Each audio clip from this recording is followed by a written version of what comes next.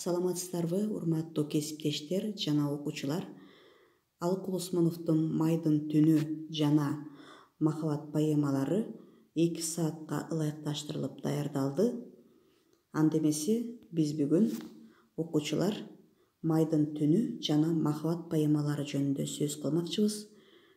Балдар, бүгүнкү сабакта силер Алыкул Осмоновдун поэмаларында чагылдырылган турмуш окуялары жана поэманы жаратуудагы шарттуу фантастикалык ыкмалардын колдонулуш мааниси жөнүндөгү билимдерге ээ боло аласыңар. Чыгармаларга карата жеке көз караштарыңарды билдирүү аркылуу таанып билүү жөндөмдүүлүгүңөрдү арттырасыңар. Махабатты аздектөөгө, жеңил ойлуулуктан алыс болуп, өз турмушун бекем сактай билген жаштардан болууга багытталасыңар. Алыкул Осмонов бир катар поэмаларынын мазмундук уюткуларын турмуштук көрүнүштөн алган десек болот.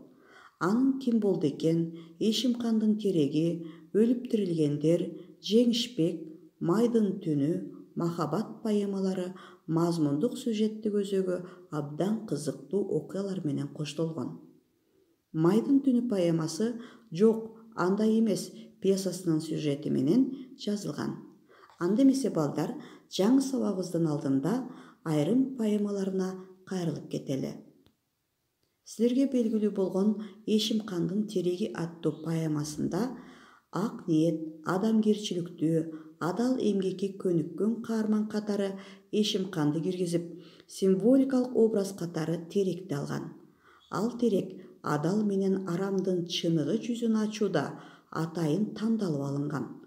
Поэма аркылуу жашообузду Эшимкандай адамдар толуктаганда аян берчи кереметтер жараларын түшүндүрдү.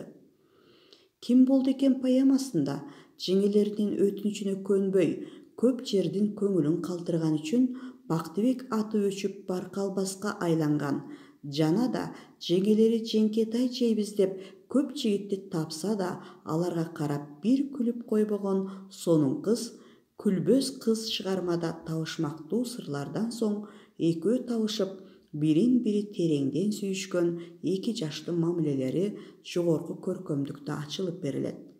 Өлүп тирилгендер поэмасында болсо, согуштан кайтып келген Султангазыны Ала тоодон башка эч ким күтпөй, ээн калган тамдын астында турушу, Жапар досуна барганда коңшулардын атасын чакырып кел деп киши чаптырганда гана окуянын жайын билет.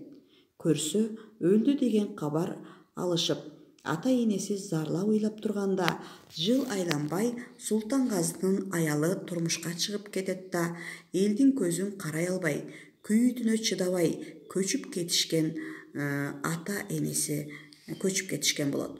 Автор согуштун азабы элдин тагдырына, жеке турмушуна кандай таасир эткендигин баяндап берет.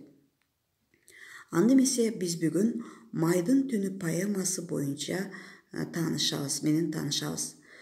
Бул поэмада башкы каармандар Баян жана Бүбүш кыз. Поэмада бул Баян жана Бүбүш жөнүндө мындай деп баяндалат.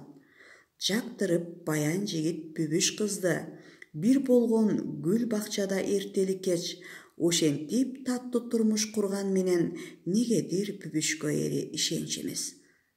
Анан да бул саптарда майрамдап үйлөрүнө келип калса, күйөөсү терс тиктөөчү жер алдынан.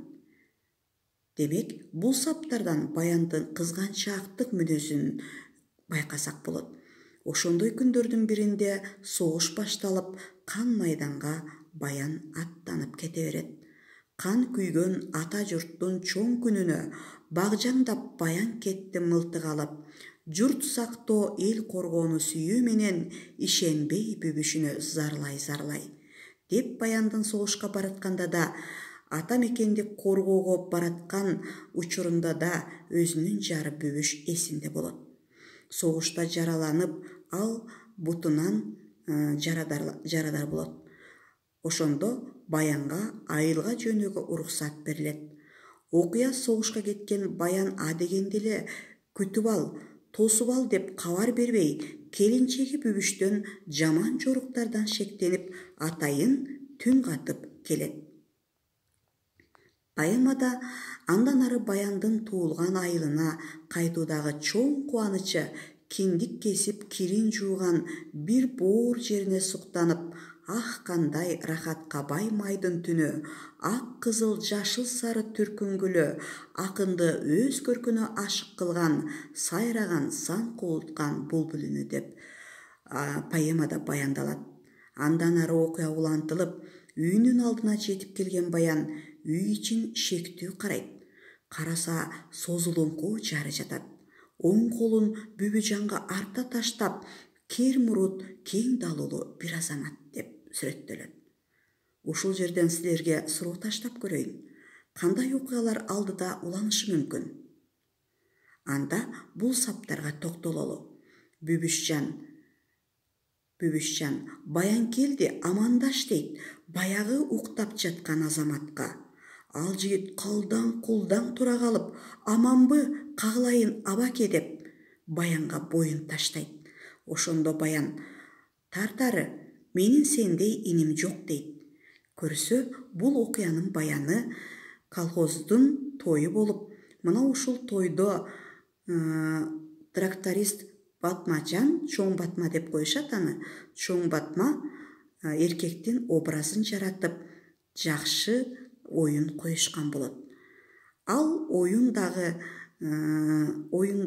кеч аяктагандыктан Бүбүштүн жанына келип, чарчаган боюнча мурутундагы чапталган мурутун да калбастан Батмажан уктап калган эле. Мына ошондо окуянын мындайча айтканда окуянын чындыгын Бүбүштүн оозунан угат да, мына ошондо баян өзүнүн катачылыгын терең түшүнөт. Анткени бул колхоздун тою дагы атайын баян үчүн даярдалган болгон болот. Анткени баян улуу ата мекендик согушта өзү эрдик көрсөтүп, бир күн башта айылына баяндын кайтышы жөнүндөгү кабар келгендиктен өз эли, өзүнүн айылдаштары атайын баянга арналган оюн көрсөтүшкөн болот. Мына ушундан кийин гана баян өзүнүн кемчилдигин түшүнүп, мойнуна алып, мындан ары элинин мына ушундай баян үчүн жасаган ишине ыраазы болуп, Бүбүштүн ак экендигине ишенип, Бүбүш жарынын баянга болгон сүйүүсү чексиз экендиги, махабаты тунук экендигин мойнуна алат да, өзүнүн кемчилдигин турмушунда кайталоого сөз берет. Ал эми кийинки сөз кылуучу поэма бул махабат поэмасы болуп эсептелет. Бул поэманы жаратууда акын адабий чыгармалардын шарттуу фантастикалык ыкмаларына таянган. Поэманын кыскача мазмуну менен таанышып көрөлү. Бул махабат поэмасында эки жаштын кереметтүү сүйүүсү жөнүндө айтылат. Гүлшайы аттуу селки Касым деген айылдаш жигитке сыртынан ашык болуп, анысын туйдура албай капыстан согуш чыгат. Касым өзүн бир кыз сүйүп жүргөнүн билбеген бойдон кан майданга кетет. Андан 2 жылдай кат кабар келбей, Гүлшайы оор кайгыга батат. Бар күчүн ыйга чыгара берип, акыры сокур болуп калат. Балам, айланайын алыкулум, сүйлөйүн жаңы кептен элден мурун, башкача ачып өсүп бара жатат азыркы жаш өспүрүм жаңы муун. Эстүү кыз Гүлшай аттуу биздин жен, Касымга ашыктыгын билдирбеген, жигиттен туура 2 жыл дайын чыкпай, жаш үмүт күтө жайдыр кыштай.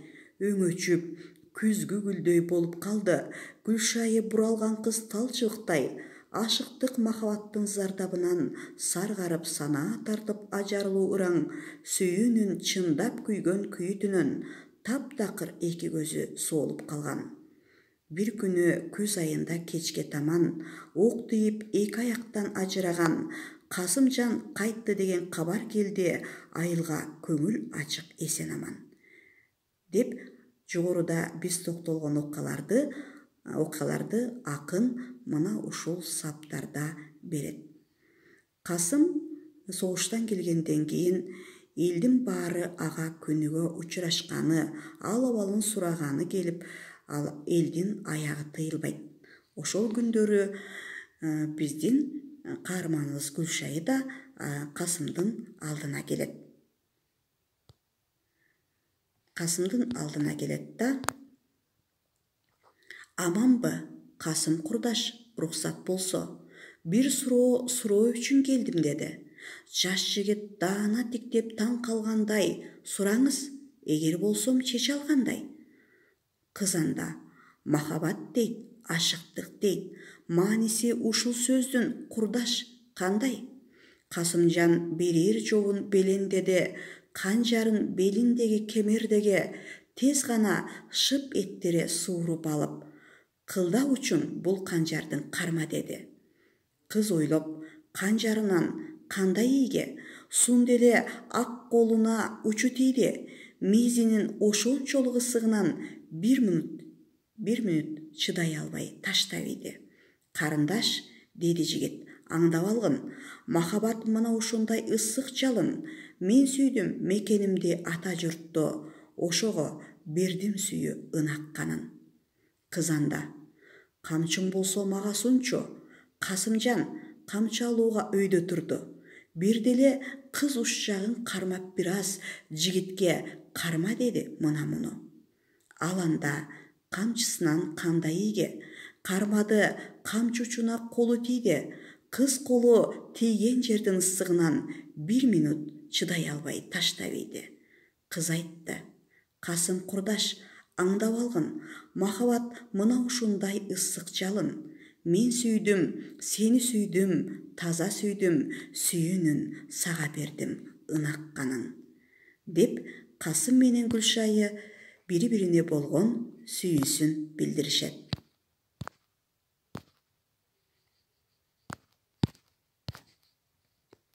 Анда көрдүңөр балдар, бул поэмада акын эмне айткысы келди? Махабаттын күчү, махабаттын деми адамга эмне жаратарын эмне кылды, айтып өттү. Мына ушул Гүлшайы менен Касым ушул окуядан кийин элдин ак батасын алып, алар турмуш курушту. Турмуш кургандан 40 күн өтүп, 41-нчи түнгө айланганда өткөндө Гүлшайга кадимкидей көз бүтүп, ал эми Касымга бут бүттү. Ошондо акындын айтайын деген максатын менимче силерге дагы маалым болду окшойт. Демек, бул поэмада акындын окурмандарга жеткирейин деген негизги идеясы, эгерде ушундай ысык махабат болгондо, ушундай сүйүү болгондо, эч ким эч нерсени ажырата албайт. Эки жаштын бул махабаты чексиз. Демек, ушундай сүйүү бекем болгондо гана ушундай кереметтердин болушу жөнүндө айтып кетет.